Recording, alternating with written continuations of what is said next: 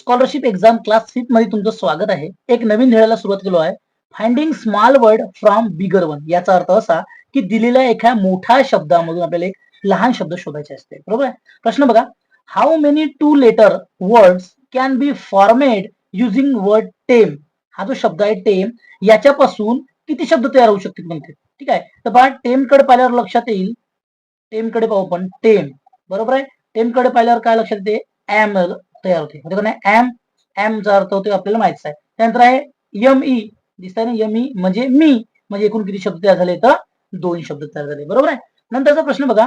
How many small meaningful words can be formed from the word there. ठीक आहे. याचा अर्थ असा की या देअर पासून किती शब्द तयार होते. बघा देअर आपण शब्द लिहिलो. समजा आपण टी काढलो तर हेअर शब्द तयार होते 1.